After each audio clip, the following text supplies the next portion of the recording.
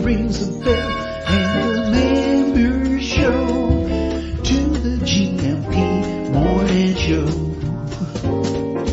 Featured guests will come and they will blow your mind. The audience will do so in kind. The little vanity mixed with some insanity on the morning show with GMP. Good morning, Portugal, and I'd like to welcome you to another fantastic day. Hey, Gumpers.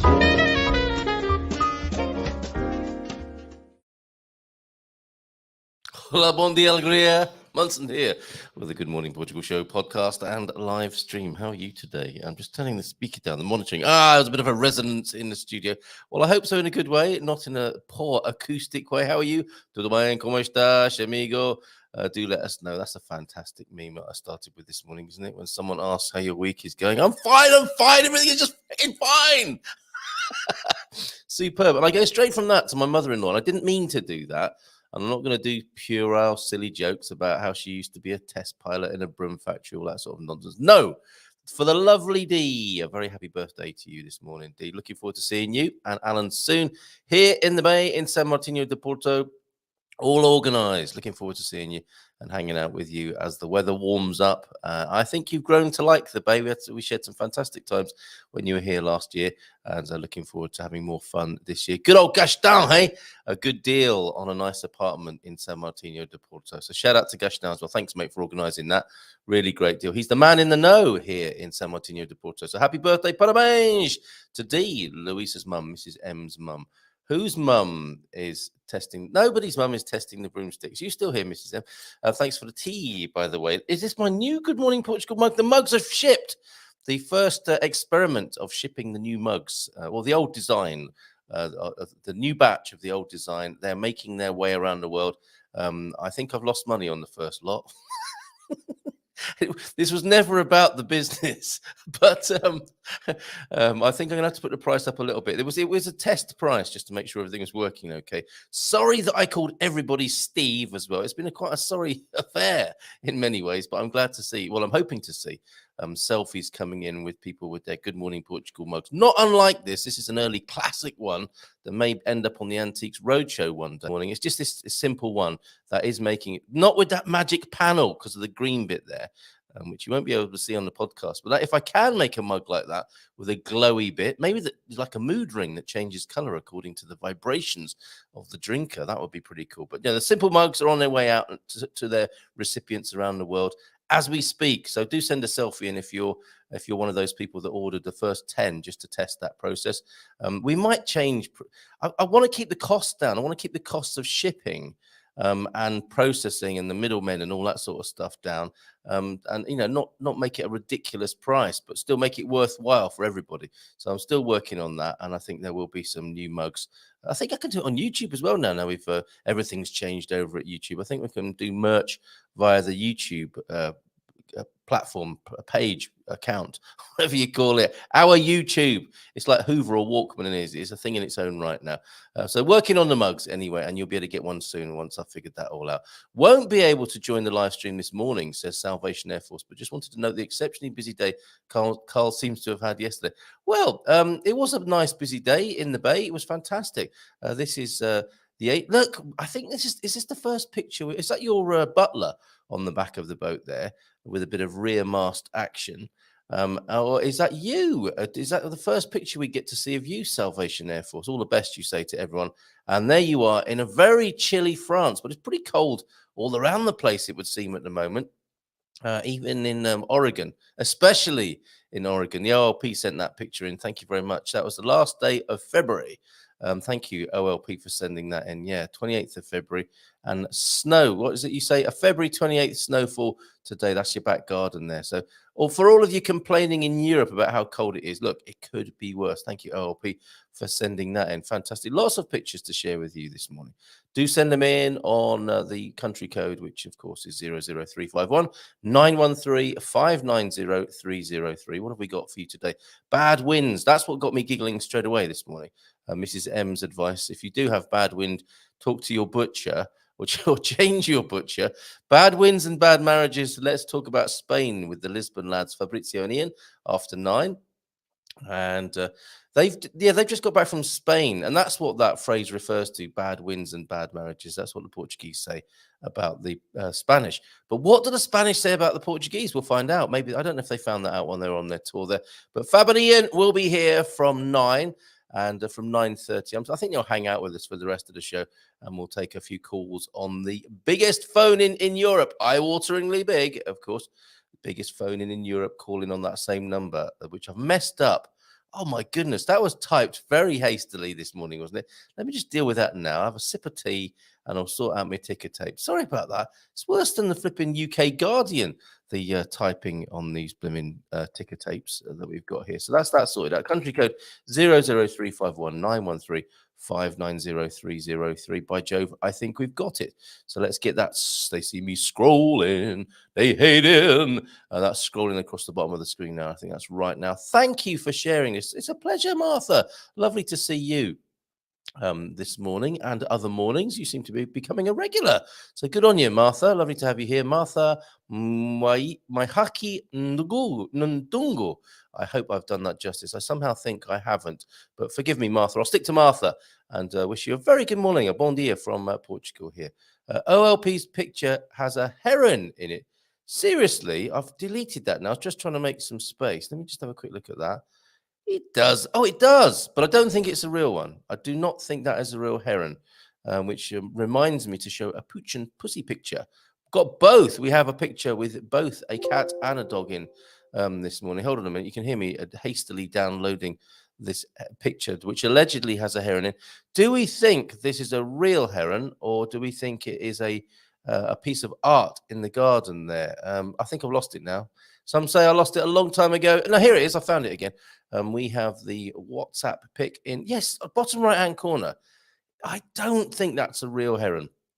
I think that's an ornamental heron to keep the herons away, to stop the goldfish from being eaten. Isn't that what has to happen when you've got a pond stocked with carp and goldfish? And if there's a heron already there, even a pretend one, I don't think the other herons will come to the yard, so to speak. Smash that like button! Sorry if you were just quietly contemplating the day ahead there. Me shouting suddenly, smash that like button. Bon dia, folks, from Baddy, from Chile. Yeah, see, it's Chile all around the country. Top producer T-Duck was saying that's Chile in the capital. Yeah, we did have the heating on overnight to keep the bedroom at a very pleasant temperature.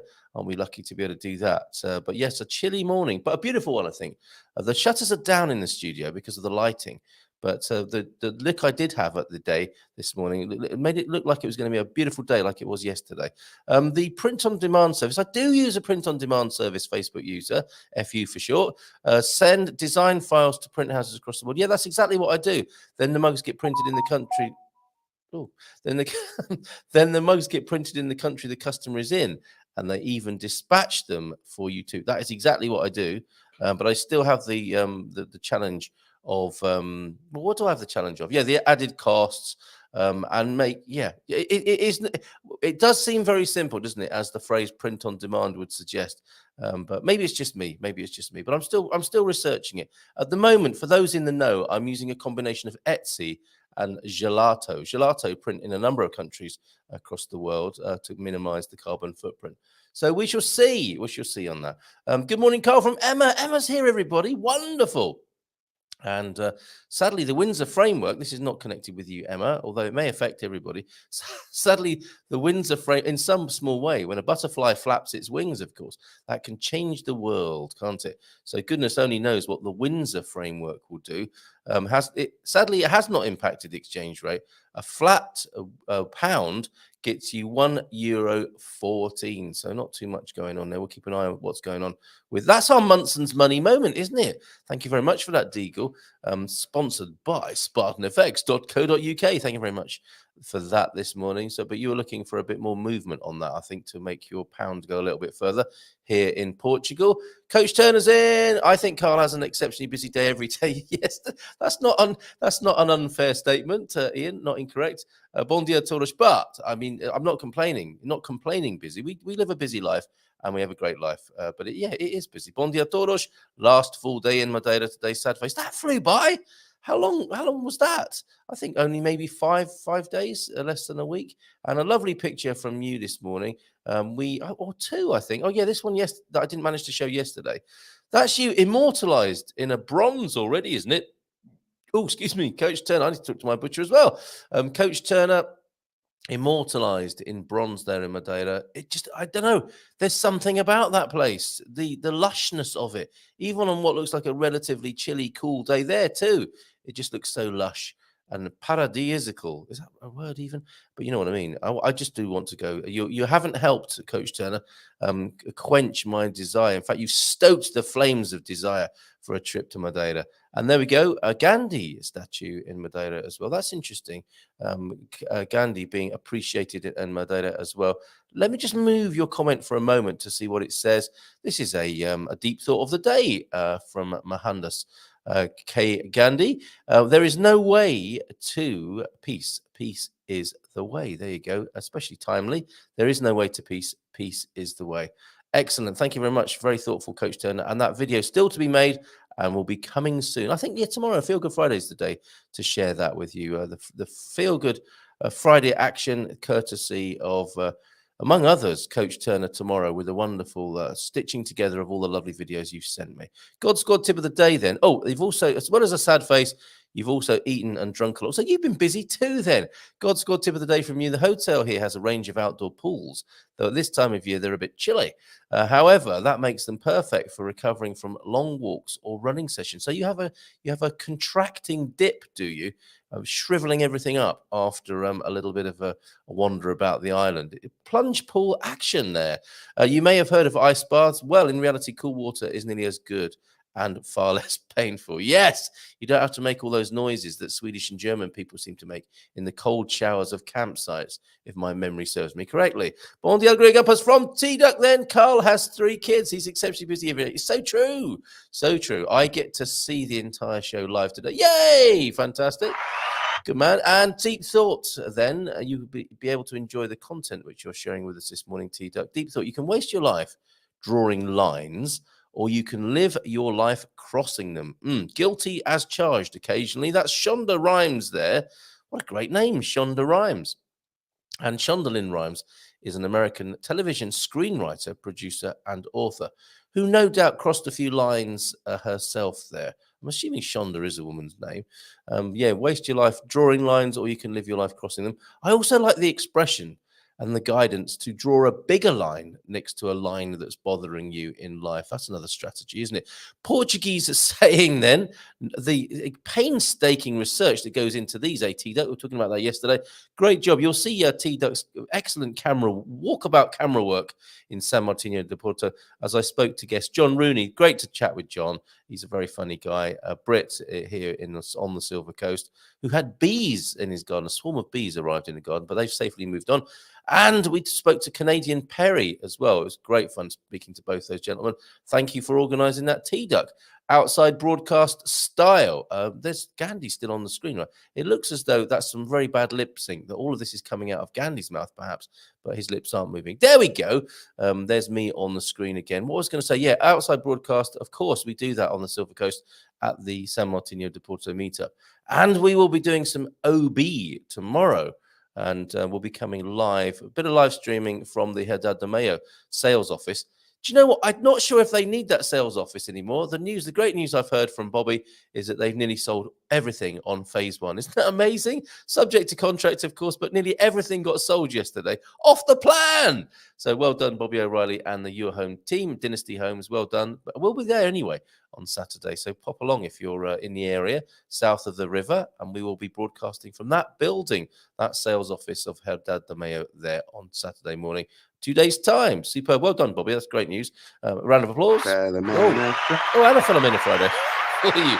There you go. So Portuguese saying of the day then. Nunca Deus fechar porta que não abra outra. God never closes a door without opening another. And that's a global classic, really, isn't it? The divine, the universe, whichever way you refer to the great provider, creator, never closes a door without opening another. I think there'll be some wisecracks coming in as a result of that.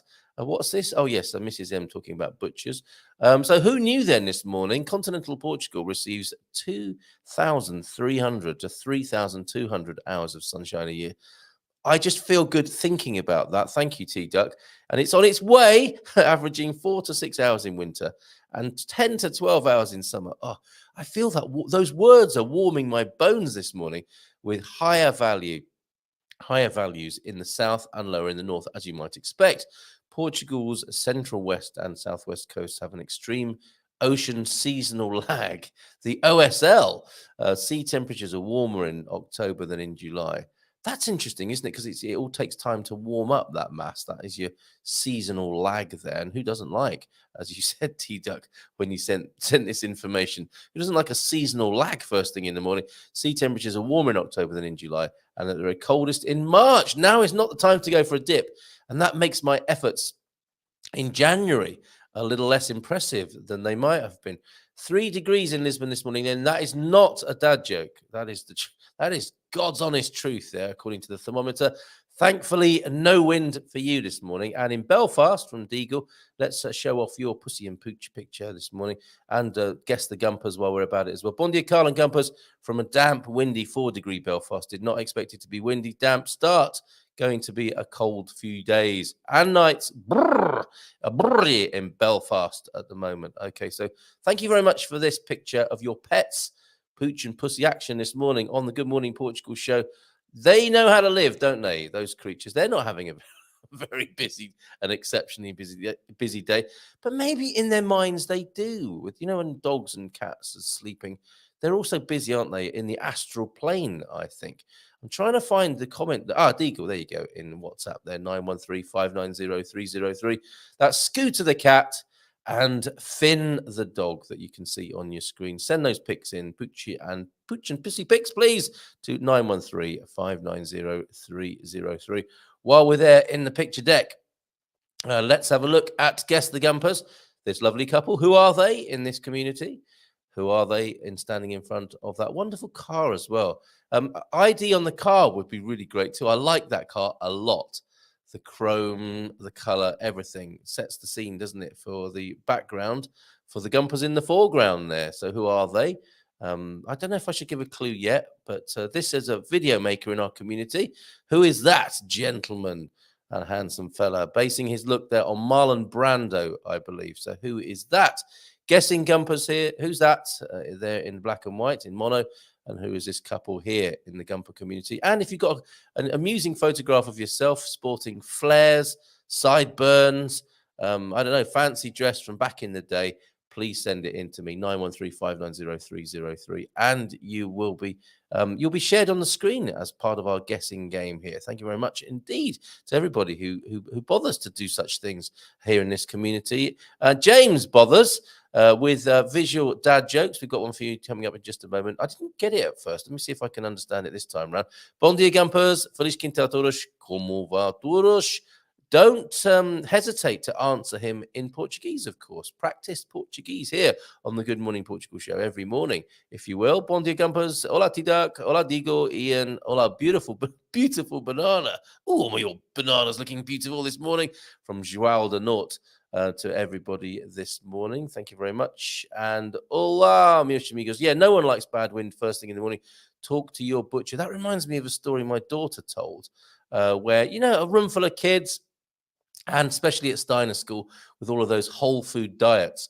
Apparently, their German teacher walked in one morning, and the class, I don't know what happens at a Steiner School. I doubt the children have to stand to attention and say all together, "Good morning, miss," or whatever. I imagine they were quite casual about it, but would be asked to give their attention to the teacher, I'm sure, and a bit of eye contact, maybe a handshake. That sounds quite Steiner, doesn't it? And engaging in eye contact to connect the consciousness before the learning situation. Well, anyway, this German teacher said, Class 3, I think you should check your diet. Which still remains a classic in our house here whenever I enter a room. And it needs to be said occasionally. Windsor Framework, Emma Belter Williamson, Owen as well here this morning. Great to see you, Owen. And lovely, lovely photographs of sunsets. And fabulous pictures of the catering as well. from earlier this week. Great work, mate. Law of zero today, says Raldonaut. But next Thursday, a low, not the law of zero. I thought that was some profound philosophical thing you were sharing with us. The law of zero. No, low of zero today, but next Thursday, a low of 12. Warming nicely. We're all really looking forward to spring here in Portugal, aren't we? It's been wet, it's been cold, but better weather is coming, as T-Duck outlined with the Ugonunu this morning, the Who Knew, which you can scroll back to in the chat, of course. All of this is immortalized. If there's ever anything you miss, you can always go back to these shows on Facebook or on YouTube. Although it will be like finding a needle in a haystack. It's probably best to ask afresh each morning here, because we're also here every weekday morning, of course, from 8:30 till around 10, around 8:30 till around 10. Very Portuguese. Super thick frost this morning from Pete. So glad we only planted bulbs and not plugs yesterday. You would have had a wilted plug or two, I think, with the frost. Well done, Pete. And bon dia from Bairandi, Viva a Vida Loca, Viver a Vida Loca. And there's some documentary evidence of this, as well as this connects with Pete's comment. Let me just have a quick cough and a sip of tea. Yum. I seem to be doing that every morning around this time, don't I? I want to drink that tea before it goes cold. That's why we need Mrs. M here. And our guests will be here, but it'll be cold. My tea will be cold by the time Fabrizio and Ian are here. So forgive me if I have to slurp on my tea from time to time. But look, March, your March seeds, Samir. Now, are these the seeds that should be planted at the moment? I'm guessing they are. Fantastic input this by Randy. Thank you very much. Yeah, all the herbs, the things that are going to go out in the fields, the cereals in the garden, and on the allotment as well. Fantastic stuff. Thank you very much for that. And not just that, but also an empty cup of coffee. Talk about the Vida Loca. We talked about Portuguese moment. I think Coach Turner had one in Madeira, a pastel de nata in paradise. Okay, over there in Madeira. This is another scene which I think is part of the Portuguese perfection, is it not?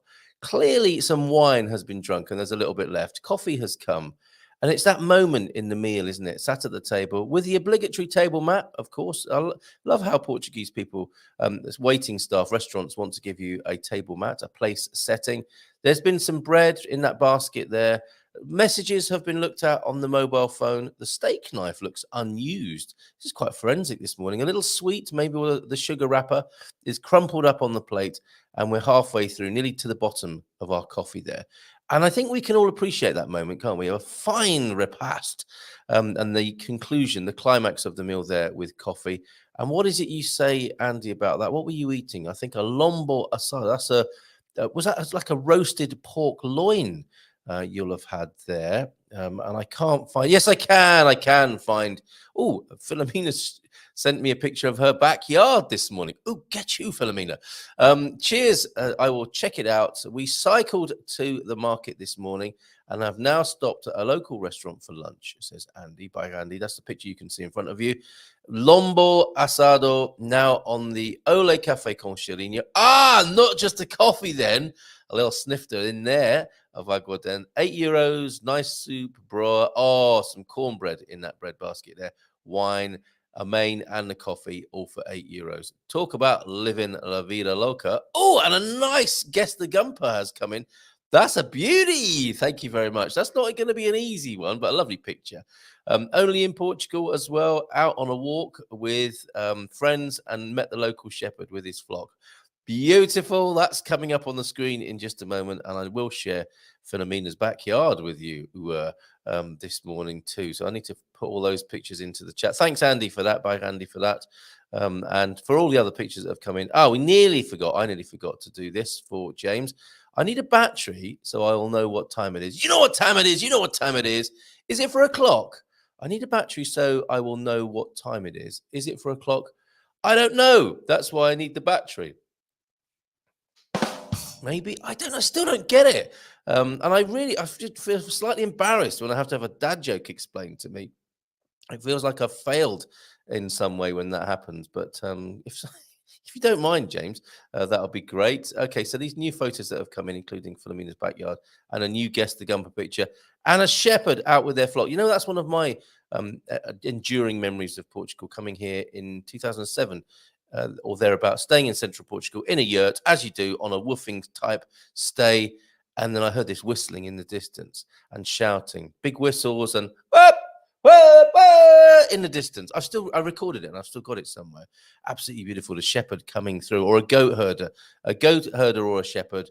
And the dogs start barking and the goats are coming through. Absolutely brilliant. And here's a picture of that up in the north. John out yesterday with friends and meeting the local shepherd with some free range sheep there. Isn't that fantastic? Superb. Difference these days, though, with a high-vis jacket on. I guess maybe that's the law right now. And this, look, guess this Gumper. Who's that?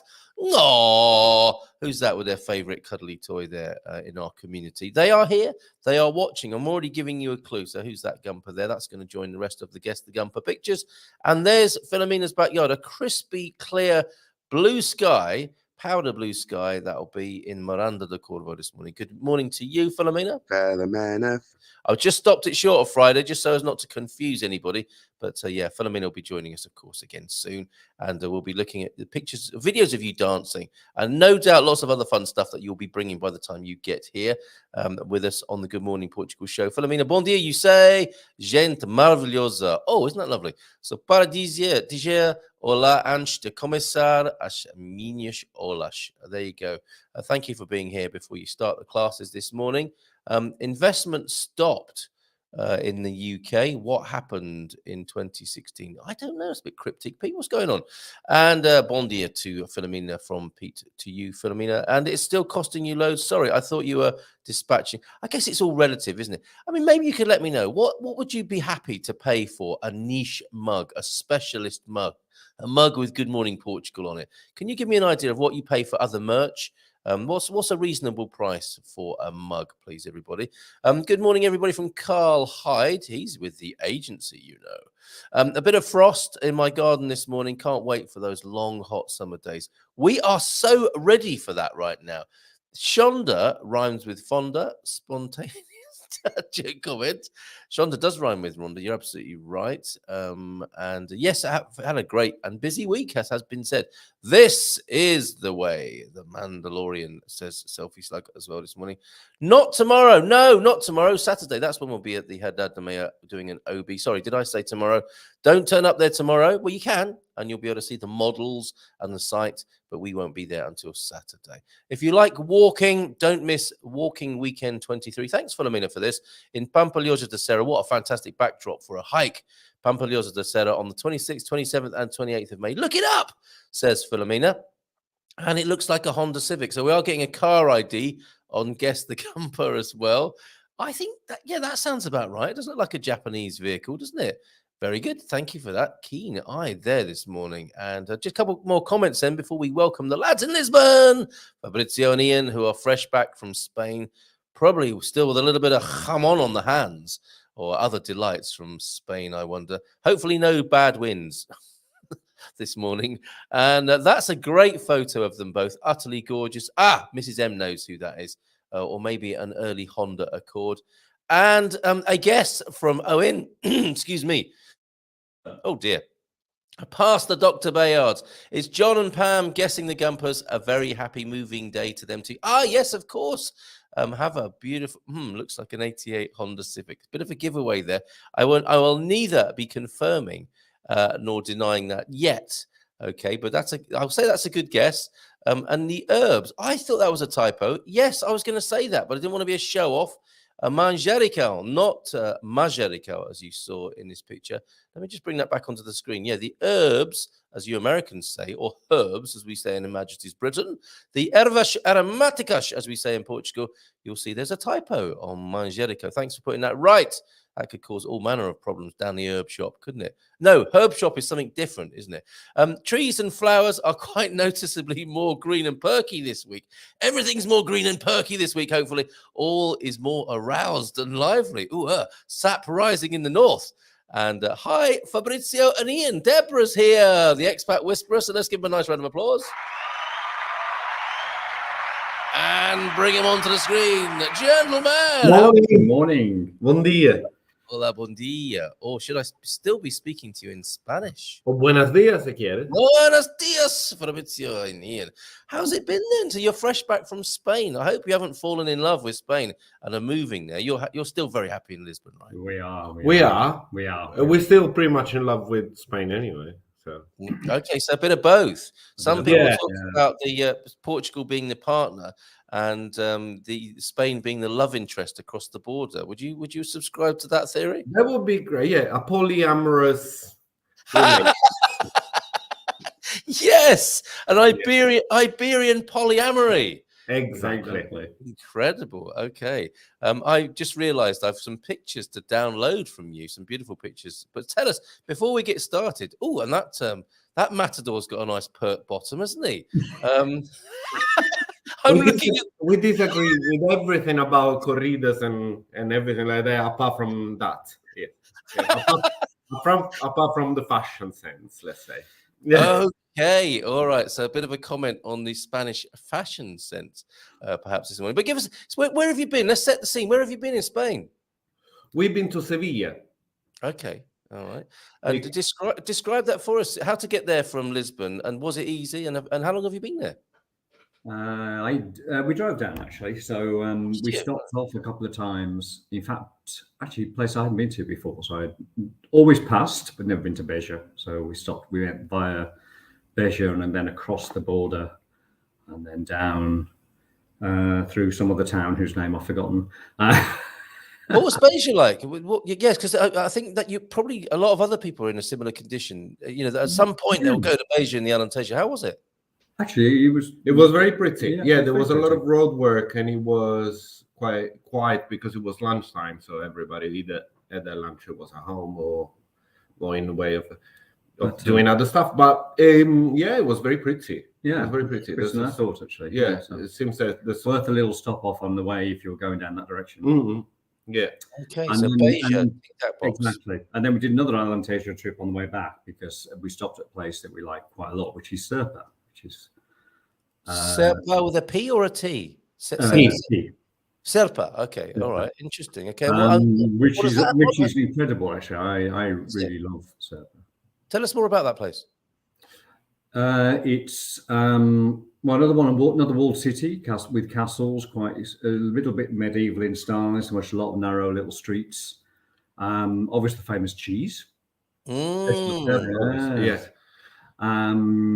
And actually, we encountered it the first time before we actually moved here. We went on a trip around Alentejo, and we stopped in Serpa, and we didn't know about it, but they used to do, and haven't done it for the last few years because of the pandemic, but they used to do a concert weekend, and that happened to be the weekend we stayed, but we didn't know anything about it. It's great when that happens. Yes. Yeah. But it's some quite big names. It's not sort of small groups. They have the last time we went, which was, so it must have been 2019 because we went back again. Mm-hmm. They had Dino de Santiago, which is a rather famous Portuguese Capoverdian artist, and he had this other big star, which Pedro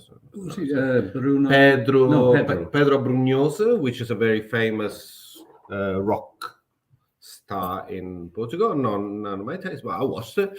And there was a lot of independent small bands and stages all around the town, so you can move from a show to another one, and everything was free, and it was just beautiful. Yeah. So we always saw it quite populated with a lot of people going from concert to concert. And yesterday we saw it on a normal day, on a Wednesday at 4 o'clock in the afternoon. Basically no one on the street. So that's fascinating. Yeah, that's so fascinating, isn't it, with Portugal, how that can happen. Like you go the right weekend, it's absolutely packed. Yeah. And then you go and like, where is everybody? You go on another day and where is everyone? Yeah, there's some Serpa pictures for you there. Yeah. Serpa. Is that the cheese that's runny on the inside? What could you describe the cheese a little bit for us? Cheese is not it's soft, but it's not that runny, is it? If I remember right. No. Well, it depends which temperature you actually eat. But is a spicier, I would say, version of the queijo da serra. Okay, all right, nice reference. Ranier, yeah. Yes, okay, and then it's beautiful, isn't it? Walled and It's fantastic. castellated and It so on. feels it's not on the same scale, but it feels a bit like Obidos in a way. Yeah, and terms of- reminds me a bit of Carcassonne in few places. If you go to in France, if you go to across the walls, and so it's very beautiful. And it looks like you get that kind of sense of the big, wide open space, big skies, big open landscapes. Exactly. No, but on the hill, and then you see the flat land all around. And it's quite high up. So yeah, and a bit dry and hot, I think. As well, well. not yesterday, but generally, I suppose, Bit chilly. Alentejo heat's coming up. You looking forward to the spring? If you were tuned in earlier on, you'll have heard people are yearning for some sunshine and heat here in Portugal at the moment. Are you feeling that way too? We've been ready since November. So true. Yes, same here. Okay, so let's have a look at some of your picks. So on to Sevilla then, and you drove over there. How long was the journey time from the Portuguese capital? Well, I didn't because we didn't do the motorway. I think it's probably about 4.5 to 5 hours, depending on how you do that. So hence the reason for splitting it a little bit. We stayed a couple of places in Spain as well, actually, and actually we did yours though. I mean I did it on purpose because obviously it's quite beautiful if you can travel through the countryside. And on the way back, we stopped at Huelva, and then we drove up from there. And if you don't go, actually, it doesn't really go motorway, but from there to Serpa is fantastic. Yeah, there's vineyards, and it's beautiful scenery.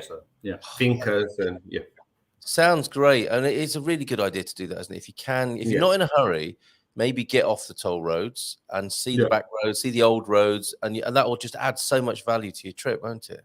Yeah, that's it. Definitely. Definitely. Okay, so let's have a few of your pictures.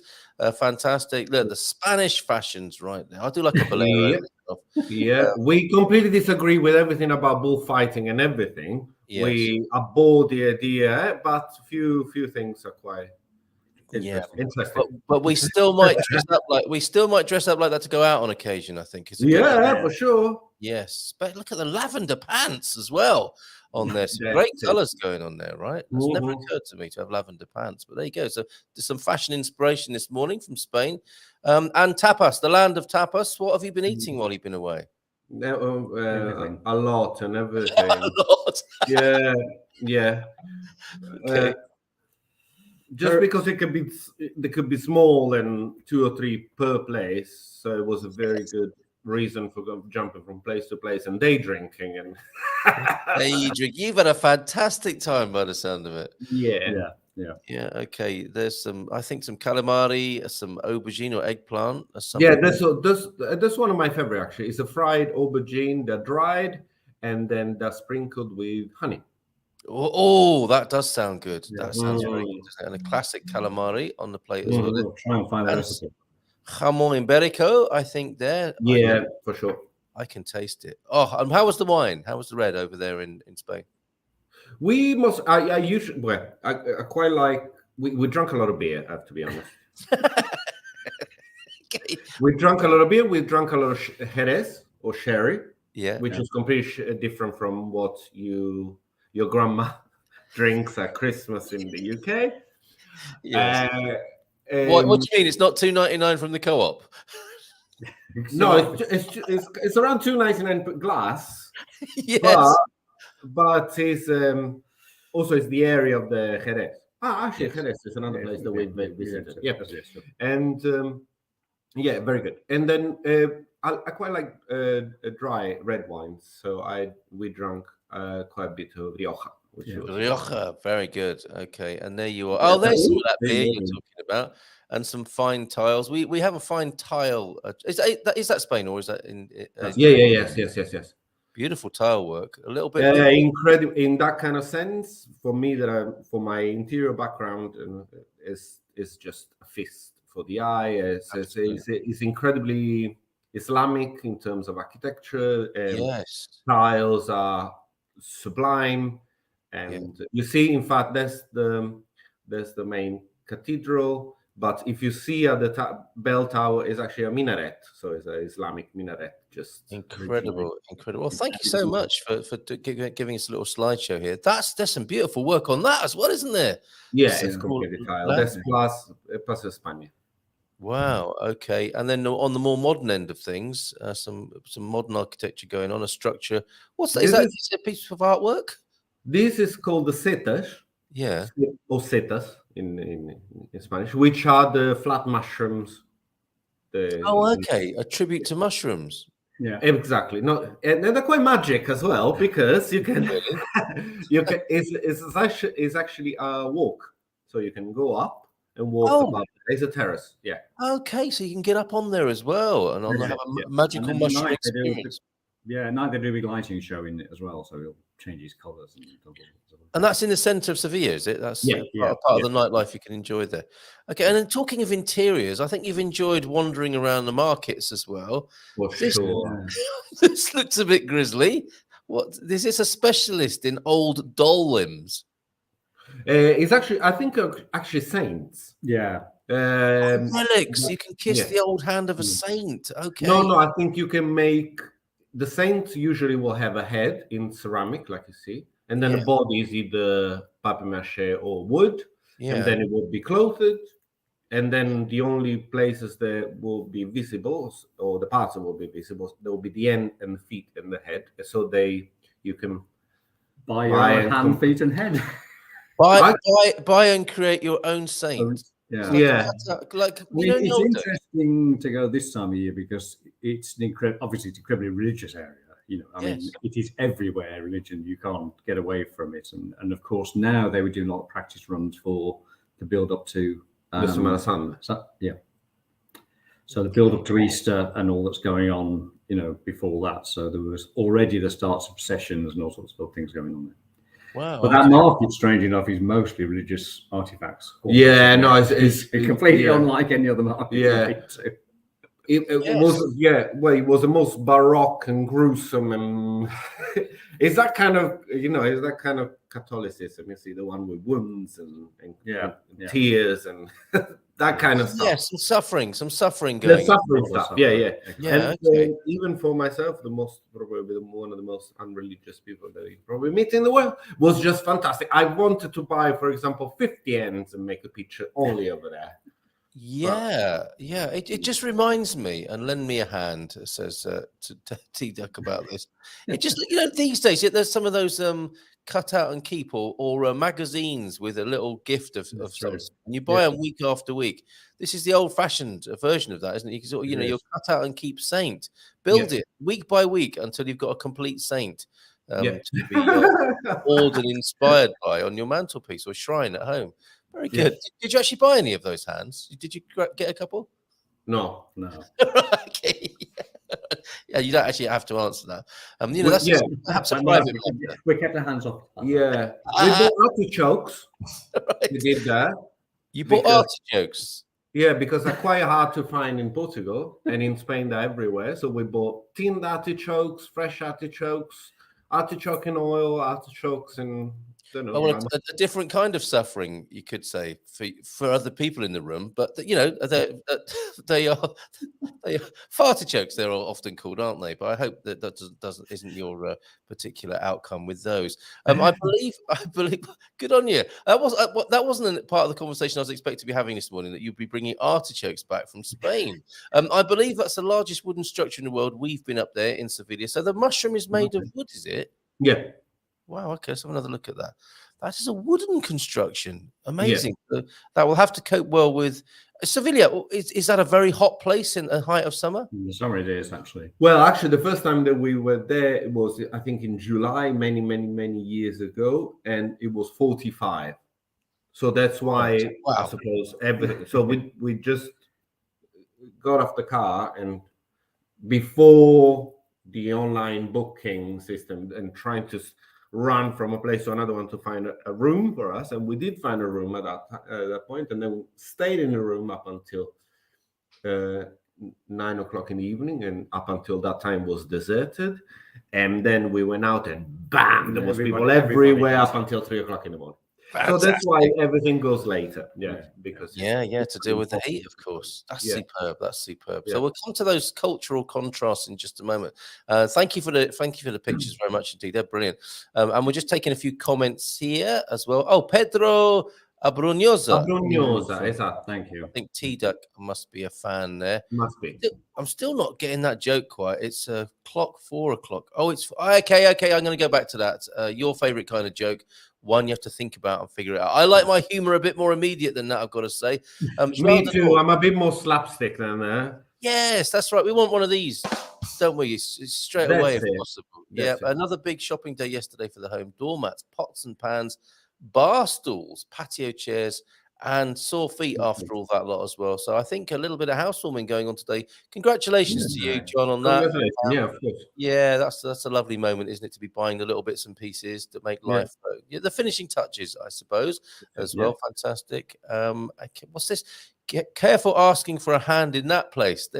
Yes, another spontaneous dad joke. You get one of those for that. Frankincense. But then again, they were quite small, so everything will look bigger. Yeah.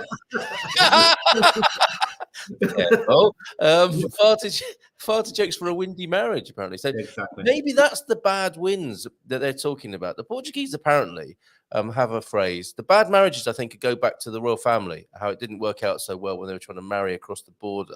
And bad winds is fairly easy to understand, isn't it? I think that's meteorological wind they're talking about there, of artichokes notwithstanding. How is it for you? How was it for you, this Portuguese and Spanish difference? We come into it, don't we? And you're like terrified at first. Like, don't ever speak Spanish in Portugal. And you think, oh, there's a little bit of egginess going on there. There's a little bit of difficulty. How did you experience that, or how do you experience that crossing the border? Well, one big difference that we encountered is that very few people speak, different from Lisbon to Seville. Then very few people of every age speaks English. Yeah. So we had to speak Spanish and Portuguese. They say no, we do not speak Portuguese. And quite a different bit of a like we don't. So we'll do a bit of a Spanglo-Italian, Portuguese. Well, that sounds like fun thing. Yeah. And we came along that. But it's quite surprising that 10 meters over the border, nobody will speak a word of Portuguese. Right. There's a clear division in culture and language, and I don't think there's any hostility. It's just how it is, really. And you're right. And I think Portuguese people pride themselves on that, don't they? It's like the Spanish refuse to speak Portuguese, whilst the Portuguese will have a go, won't they? And, will turn their hand or their tongue to. We were quite surprised about the language thing. I mean, we'd seen it. We went to Madrid a while ago as well, and same thing. Even the Madrid, a big city. Yeah. Outside some of the touristy bits, nobody spoke English. Completely lost. So it's so fascinating. It can be similar in France, can't it? Yeah. You're in France, you need to speak French. And I know in a Portuguese bureaucratic situation, it might be similar. This is a Portuguese place. We're doing Portuguese business. You need to speak Portuguese. But generally speaking, on the street, in the cafe, in the bar, Portuguese people are so much more easygoing about that, aren't they? Yeah. So if you can't speak Portuguese, they'll have a go at English perhaps, or they'll find another language. It might even be Spanish or French, mightn't it? And they'll find a way, and they'll be versatile about it rather than just a frosty no. Which it's not a great start to a relationship, is it? No, but nevertheless, it's a bit of a crash course if you have a bit of a Spanish here and there. But by the third day, you have no choice. Yeah. How well does Italian work in Spain then? Because you said there's Spanglo-English-Italian thing going on. Yeah, but people understand me. And I understand everything in Spanish. Yeah. I understand. Yes, it is a bit easier on the ear and the mind than Portuguese. But I always liked it as a language, so I always watch movies in Spanish. I always listen to music, sang Spanish, and I always study it here and there. So I'm doing it now because apparently they told me that you delay the aging of your brain if you study more than one language at a time. So I'm doing that in perspective. Yeah. Oh, okay. So not only is it a good idea to learn a language, like a kind of linguistic. I keep doing it. But if you learn more than one, that's even more of a workout for the brain. Apparently. Okay, thank you for That's that. Artichoke hearts are possibly one of the most unpleasant Spanish traditions, says Pete. Off to Spain now for the market. See you all soon. Now, the people who live in central Portugal can just pop across the border, can't they, for their cheap cigarettes and cheap gas and so on.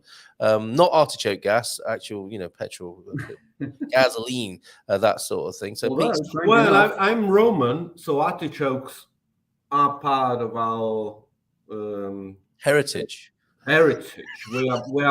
We are part Roman, part artichokes. Okay, so let's dwell on this for a minute. Yeah, let's dwell on that one because it's going to be edgy. You've got the culture. You've got the cultural inside track with artichokes. There are the globe artichokes, aren't there? And then the fibrous artichoke heart. Now, in a tapas situation, presumably you're eating the hearts more than the outer petals of a globe artichoke. Okay. Yeah. And is that what people, when in Rome, as it were, then is that the favoured Roman artichoke, the fibrous heart? No, the fibrous heart, the core of it gets cooked out before you eat anything, or before you cook it, and the outer leaves obviously they go, and some of the stalk goes.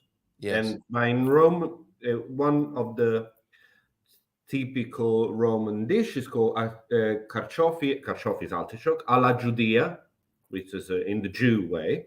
Which is we have a lot of Jewish cuisine mixed with Roman one, and they are fried. So they're squashed and fried once, and then they're dried and then fried again, just to keep it healthy. Yes, and then double fried. And that's one of the typical. You cannot go more Roman than that, and I guess more Jew than that. And then we eat also raw, so we take all the leaves out, and we keep the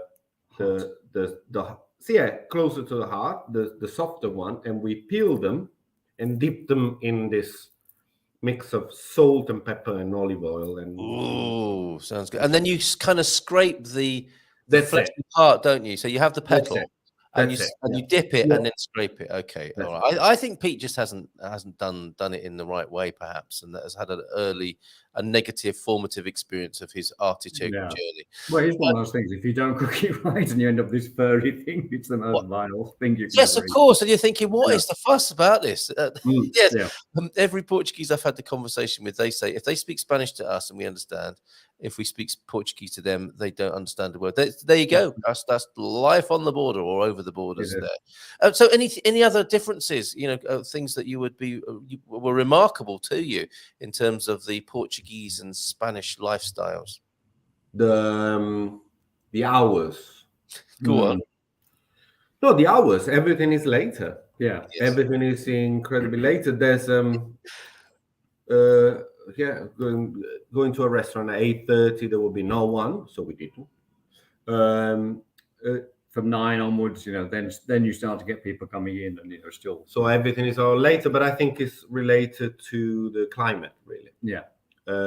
Yes. Especially in that part of the country. Yeah. And also, I think there's a level of a bit energy. Yeah. I think it's a bit of a, well, you probably noticed the Spanish a bit wilder than the Portuguese, and I think if you just compare that, the Portuguese are a little bit more reserved, and the Spanish are just at you like a bean gun almost. So it's that difference. Yeah, and my observation on that is they each pride themselves on that, don't they? So for the Portuguese people, it's like we're a bit more reserved, and we like it that way. Thank you very much. Exactly. We're lively and vibrant. We're here, everybody. Exactly. And I guess as an Italian, I just sit somewhere in the middle in those two identities. I'm between, more sedate and not that sedate.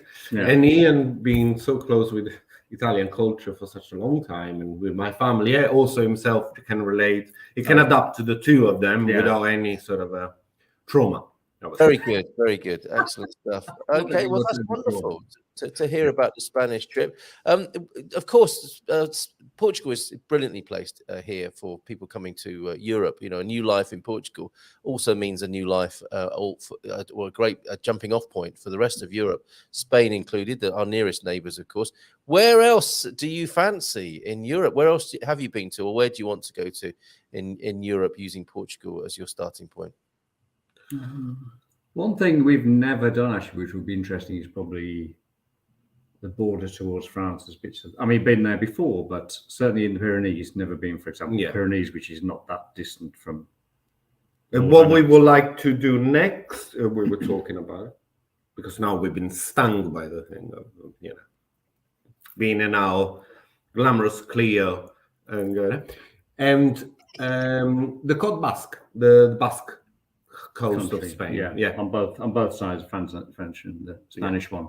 You're not that far from going to France anyway. No, but if places to go, we'd recommend. All right, so Spain and France it is then next. Fantastic, or more of Spain, and then venturing further up on a road trip. I did think about driving to Italy once, and I realised to drive back to Spain, it's about 24 hours. One of my daughters lives in Bologna, and I thought maybe driving's the way. I think train, though. Have you done much train travel across Europe? That might be a nice journey from Portugal. We've done quite a lot of train traveling in Italy. Yeah. So we flew to Italy and then moved, because trains connection in Italy, they are spectacular. You can get to any sort of a small little place.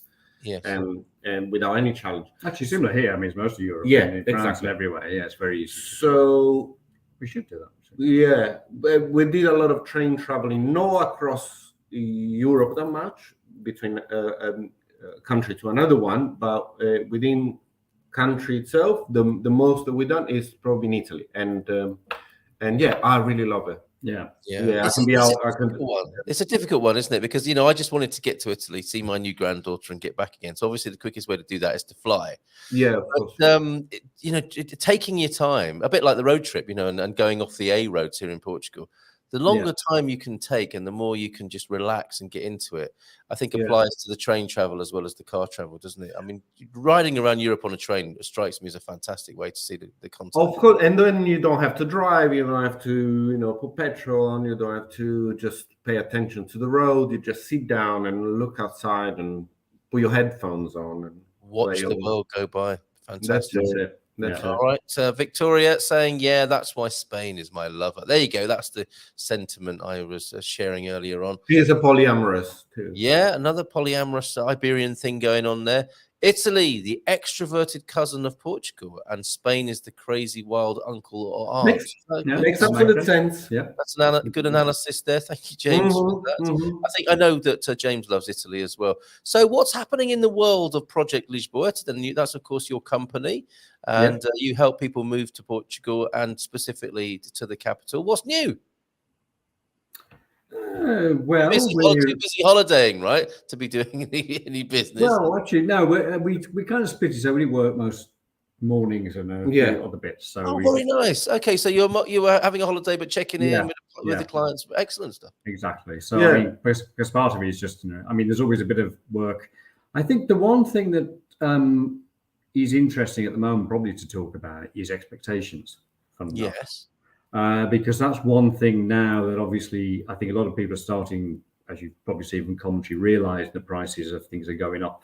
Yeah. And especially at the early process, people coming in trying to find visas, we're pushing much more on the management of the expectation of saying, but what do you want now for your first 12 months? I think we probably mentioned this before on the show. Because people are seeing such wild prices, they start to scare them. And it's like, oh, yes, but then I get this thing and it might be empty for a long time. And I've spent a lot of money on, not being in Portugal. So we use a lot of our time managing. We are now sort of, and actually interested that Deborah was on earlier on, because doing a similar thing to her. Hi, Deb. Hi, Debs. Sort of talking around that expectation of what should you be looking for, and maybe, appreciating a bit more of, come over here, be a bit calmer. Perhaps even if you come to Lisbon, don't necessarily be in the centre, be a bit outside, be a bit around Lisbon, before doing this kind of thing, because then you can visit the areas and get a bit more experience. Yes. Yeah, so that's one of the main ones. It's interesting, isn't it? The sort of earlier pattern of the last few years of like gung ho. I'm just going to Portugal and that's it. Things have become a lot more tempered and considered now, haven't they? And there's a lot more support available for people on the sort of pastoral, emotional side of making the move to the country. That's right. It's fascinating. Yeah. And what do you make of the new Mais Habitation proposals, AL licenses, golden visa? Have you a comment on that? Well, I guess the golden visa was always, I mean, I think the golden visa has been on and off for years now, hasn't it, really? Whether it's a good idea, whether it's not a good idea, whether it's a good idea. I mean, whilst the D7 still exists, I admit that not having the golden visa makes it more difficult for some people. I think, though, one of the things that, has maybe pushed the market a lot is that many of those were just investors. So they're people that came, they bought something, they could stay here for a little while, they got the visa and they were happy. Which, in relationship to what we talk about here, for that, for that kind of thing doesn't really benefit Portugal because they don't spend any money. They don't do a lot here other than the fact that they bought a property. Mm-hmm. Whereas there are probably people that want to come here and live here and therefore are pushed out of that market because, somebody's just got it and maybe isn't even renting it out. It was just bought as, somewhere because Portuguese property prices are going up and I can travel around Europe. Yeah, and this second section of the people is mostly our customer base. Really. Yeah, people that want to move here and then start a life. So it's a difficult balance to say. Yes, I appreciate that. Of course, there's going to be a few people upset by the fact the golden visa's gone away. And if it wasn't your plan, if your plan was to say it's an easier option than taking the D7 because it's easy to do, then I get the fact that people will be upset by that. But whilst there's still an alternative way to doing it, then let's keep our fingers crossed on that. Yeah, and also we always identify a problem or a frustration, really, the amount of empty property in Lisbon, which are not rented, not refurbished, so I guess a push towards making those property available for inhabitants of the city. Is a good move. Space is running out. The city will benefit from an uplift of even simply people living in places. Yeah, which I think will benefit the dynamic of the city, the palimpsest of the city. So I think that is a positive. I think very few people would disagree with that. I guess the problem has been it's gone on for so long. Mm-hmm. And the proposals for how to manage that seem a bit controversial. Yeah. Coming so quickly as well. Suddenly we're doing something about it, and this is what we propose to do. Yeah, it seems quite hardcore. Yeah, absolutely. But we'll see, won't we? The government are still discussing this, and we'll see what comes into law finally, and whether it was just a bit of saber rattling and controversy just to stir things up, and then probably. That's right. Probably. I don't know, but yeah. Okay. Are you happy to stay for a little bit longer because we've got an interesting? Of course. Great. Okay. We've got how many foreign residents there are in Lisbon? I think this is quite interesting, and I'm interested to know what your game plan is for the rising prices and. To find out whether people are as interested in coming to Portugal as they ever were. But let's have a look at how the city is made up at the moment. How many foreign residents live in Lisbon? A meeting to discuss foreign residents in Lisbon has revealed how many there are in the city and the main nationalities. According to the NM, the National Director of the Foreigners and Borders Service met with the councillors of Lisbon City Council, Filipa Rosetta, Housing and Local Development, Sofia Atiaid, Human and Social Rights, and Angelo Pereira, Civil Protection and Help. At the meeting, requested by the municipality, and which also had the participation of the Regional Director of Lisbon, Tagus Valley, and Alentejo of CEF, clarifications were provided on the scope of CEF's powers of control and supervision of the stay of foreign citizens. This all sounds very official, doesn't it? In national territory exchange. I think this is the translation from the Portuguese, isn't it? Which always makes it sound really serious. But there they are at their meeting there, which I hope you can see on the screen. Thank you to the Portugal News for this reporting. So a bit serious around the table there, looking at this. Following this meeting, CEF revealed, and of course CEF is changing this month. Come 1st of April, it should have morphed into APMA with its new employees and hopefully new systems that serve people better. So the curious condition of cephalus, which apparently I was told had no cure, will have a cure by the 1st of April. Anyway, following this meeting, the CEF revealed on its Facebook page that at the end of last year, 118,947 foreign citizens with resident permits resided in the municipality of Lisbon. The main countries of origin being Brazil, 22,080. Italy, look at that, Fabrizio. Italy, 9,391. Of the French, just over 9,000. Nepalese, just under 9,000. And Bangladeshis, 8,500 there. So it's very interesting. I always find with these sorts of stats. Because you know, I hang out and I'm trying to do something about this. Not that there's anything wrong with Brits and Americans, but I just find my view is a little bit narrow. And I've started something called the Portugal Immigrant Network to open that out, to honour the fact that we've got all these other nationalities who are coming to Portugal to make up the rich picture that we enjoy here. What do you make of that news? Are you the same? You tend to hang out with certain people from certain countries, or have you broadened your relationships and well, I would say our social 50-50. I would say it's 50 Portuguese and 50% hybrid from almost everywhere. Dutch, American, South Africa, England, Spain. Yeah, and that is life in Lisbon, isn't it? I mean, you're characterizing life in Lisbon. That's what we love about it, right? Yeah. Actually, it's funny around here because, which is completely random, in the street in front of us, which doesn't have many things of particular interest in it.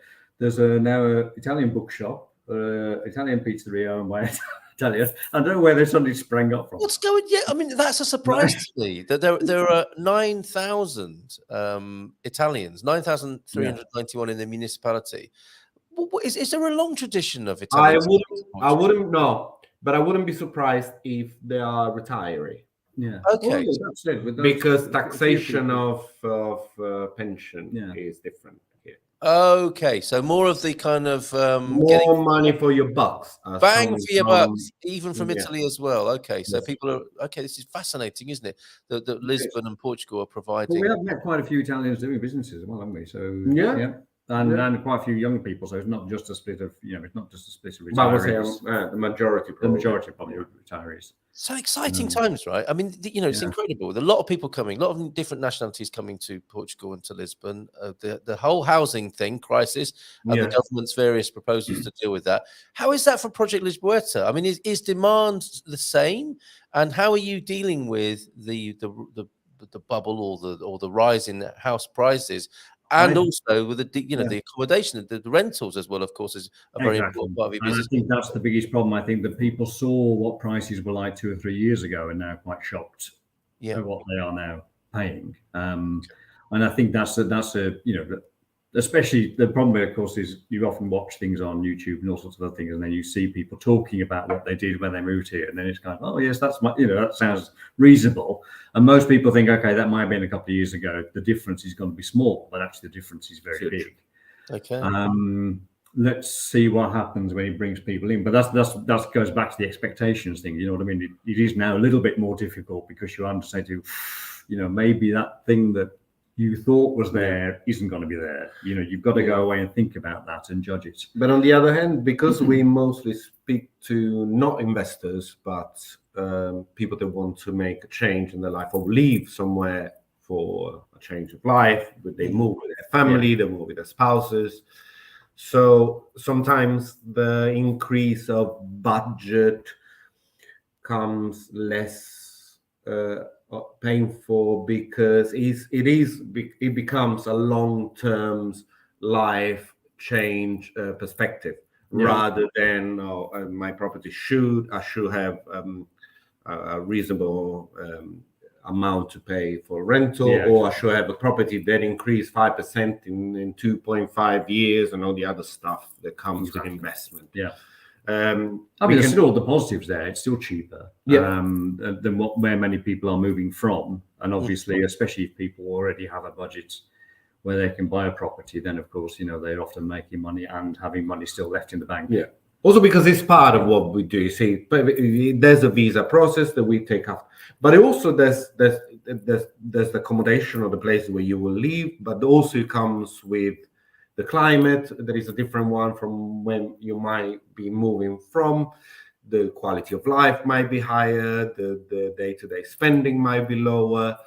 So it's a full. That's why when we said to you, we worked a lot in the last few weeks about readjusting perspective and expectation. That we try to bring together the full picture of what you can gain and potentially spend in terms of money. But then, for few people this will make sense. Few others they will say it'll be difficult. Well, not. So So that's the adjustment in your business plan at the moment, in the face of these changes, is to adjust. Yeah, I mean, exactly. It's been going on for a little while now. We've gradually realised, this has been going on for realistically for a year now. Sort of prices going up, and I think maybe also part of that was the fact that prices stabilised or dropped a bit during COVID because people couldn't travel, people weren't coming here as much, and now, of course, once all those restrictions left just before last summer, then that was the start of the crazy time, because everybody was coming saying, no, I want to move to Portugal now. I can come, I can do it all.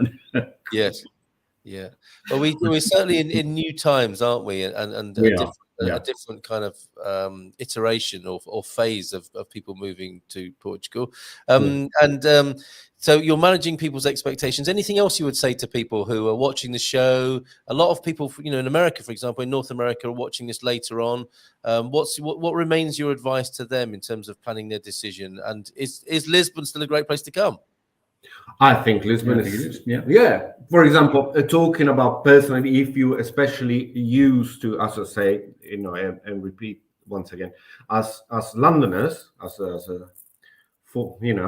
if you're used to an international city with a lot of different people. Yeah, it will be very hard to adjust to anything that is less than Lisbon, at least in Portugal. I don't know what sort of other city will match the sort of melting pot, as the American will say. Yes. Well, I guess you get the other big ones like Porto, and you probably get. Yes, but I think, that's probably that. It's as with anywhere, it's usually the biggest capitals which have the most interest. And after that, and I will say you perfectly positioned in terms of transports. Usually, they're moving south or north, and the climate is quite good. So I will say to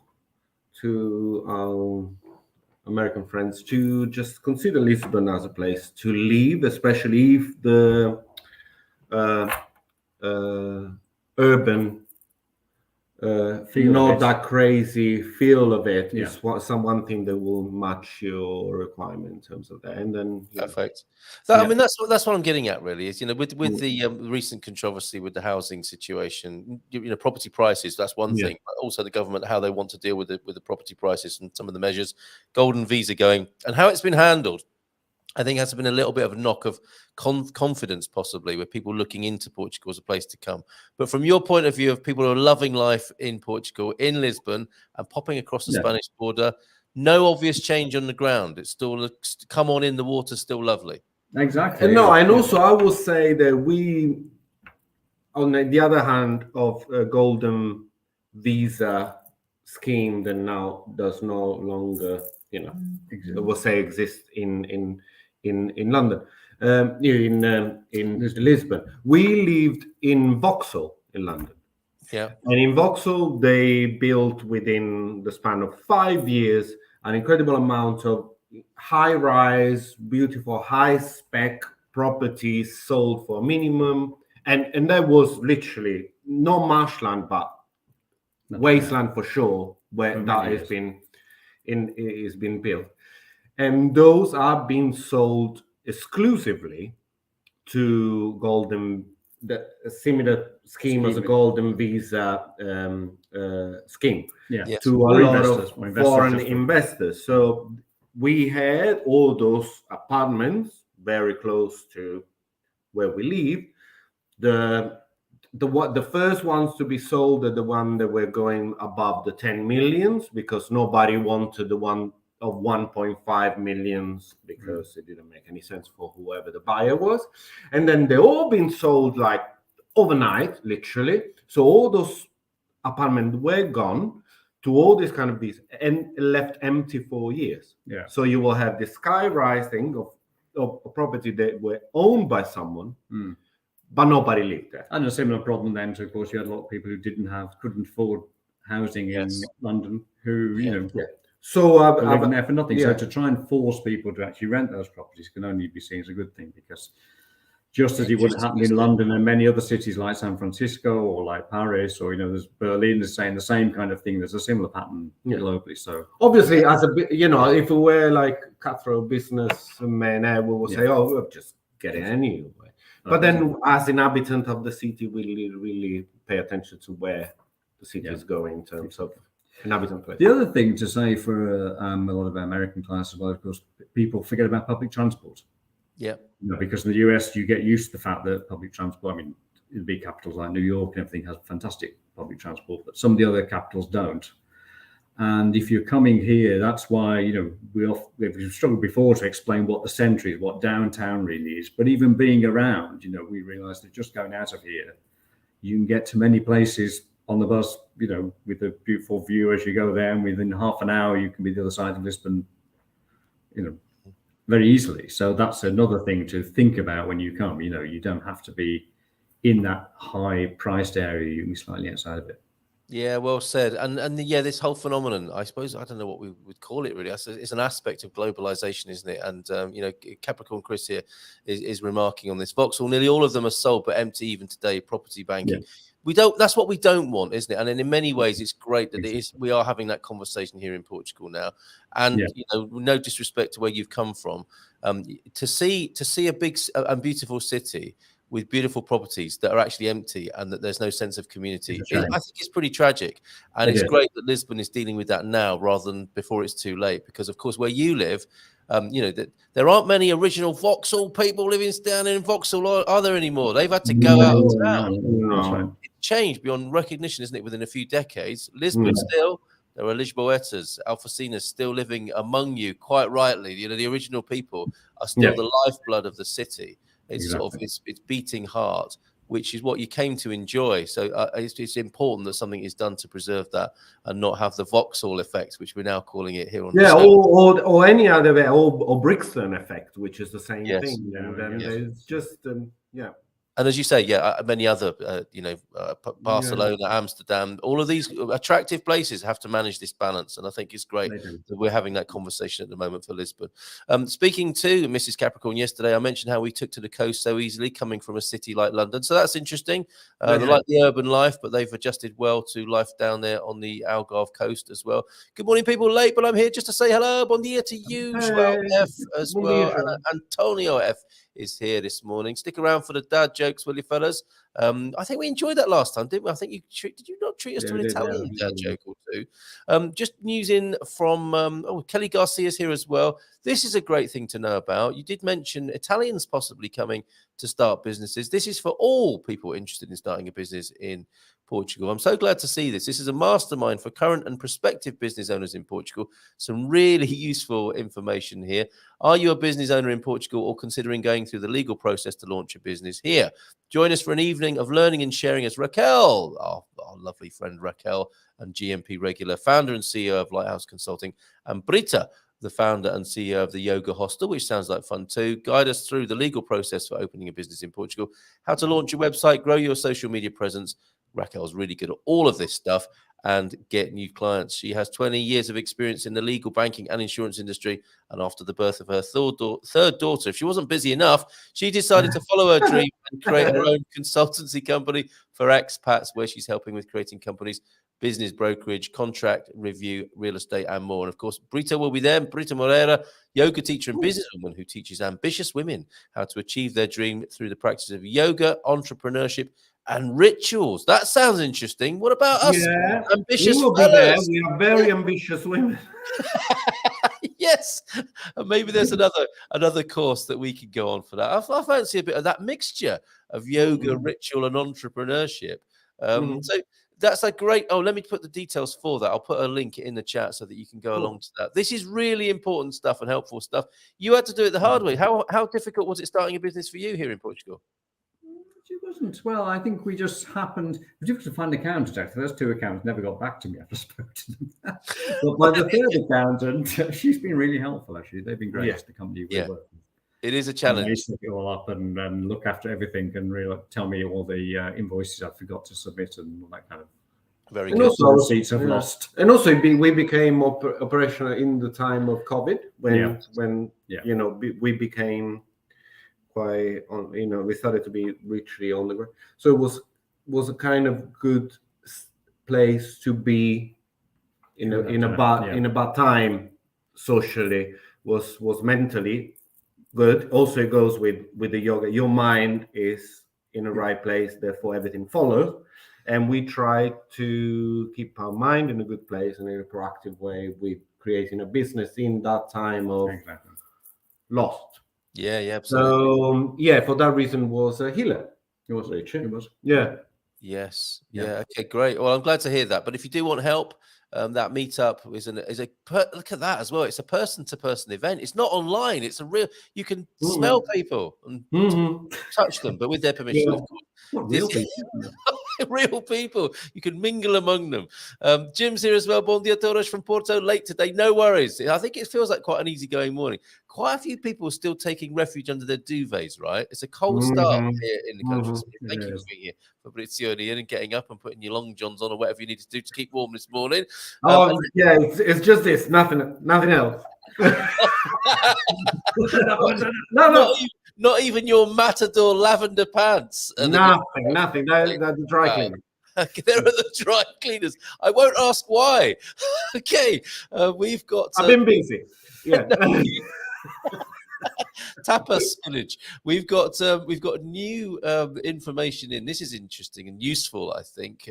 This is going to be a real pain for people. The driving license situation. And I want to hear from anyone who's done a Portuguese driving test, who's had to do that because they haven't been able to swap their driving license. But look, this just in: European Commission has presented. Thank you, Portugal News, for this.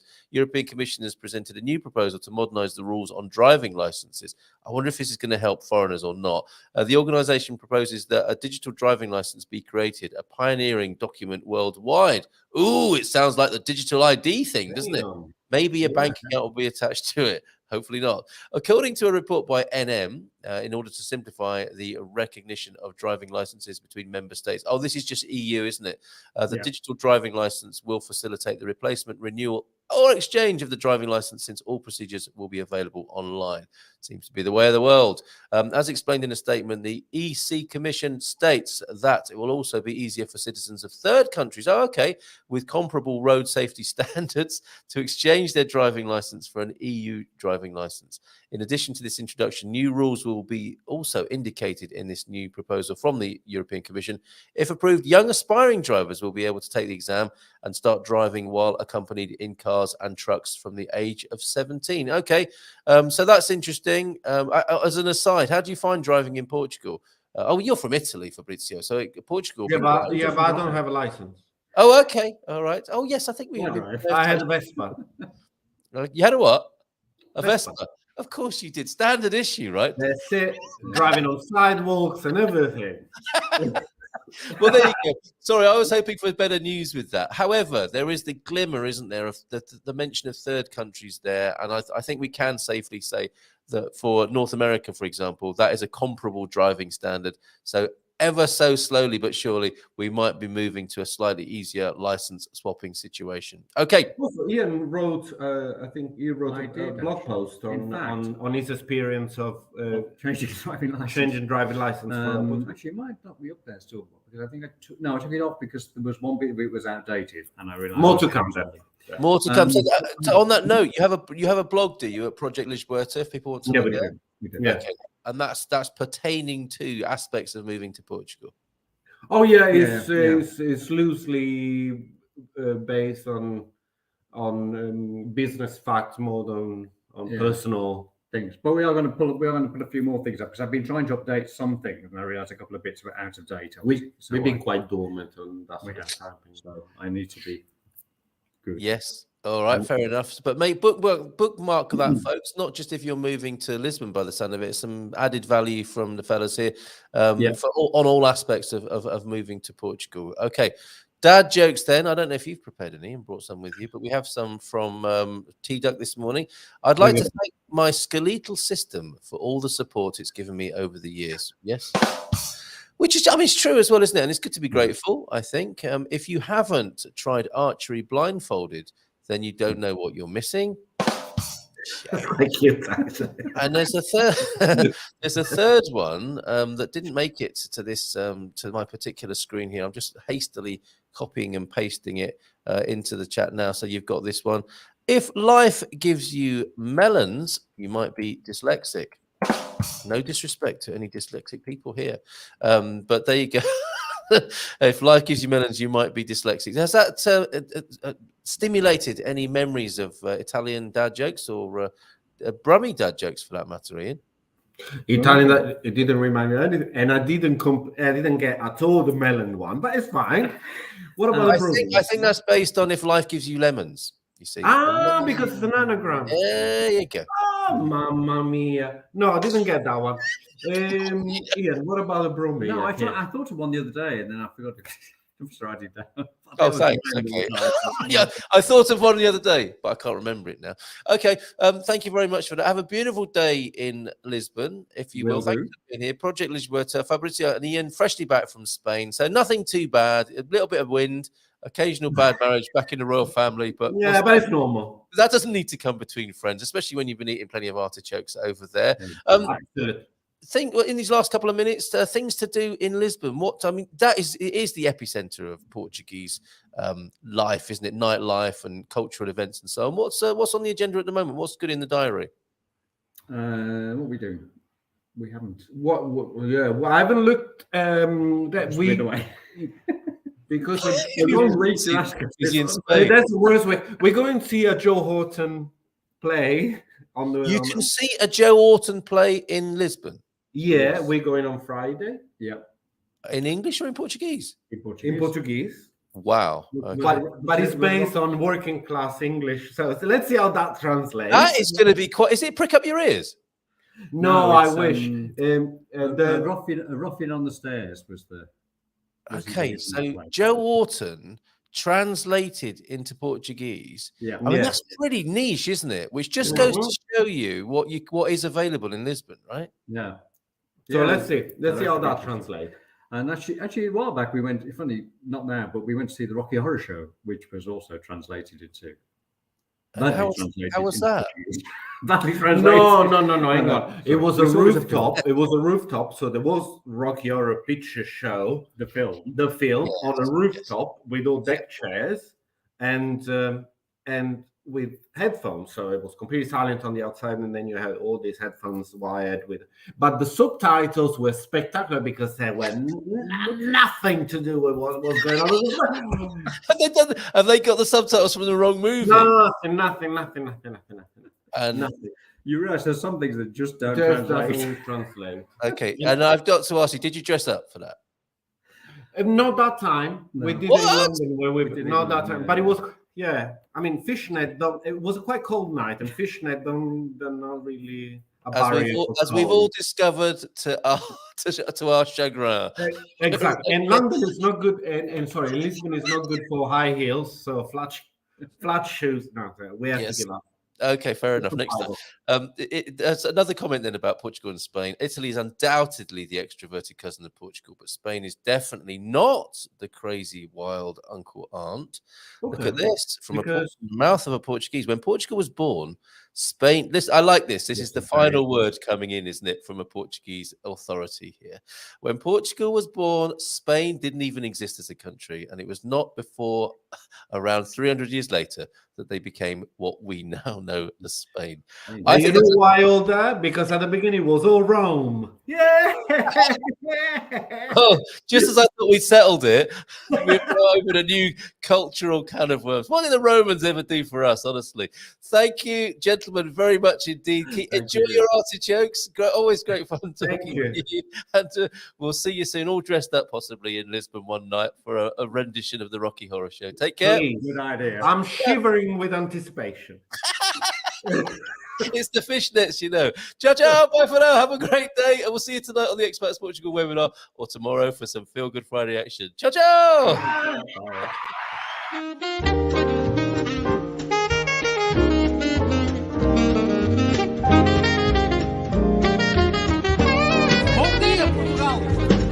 In Portugal, there's a YouTube show full of fun facts you need to know.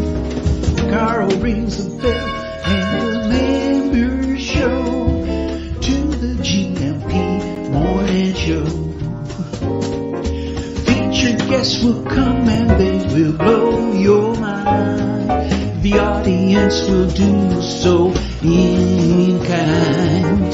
The little vanity mixed with some insanity on the morning show with GMP. Good morning, Portugal, and I'd like to welcome you to another fantastic day. Hey, Gumpers.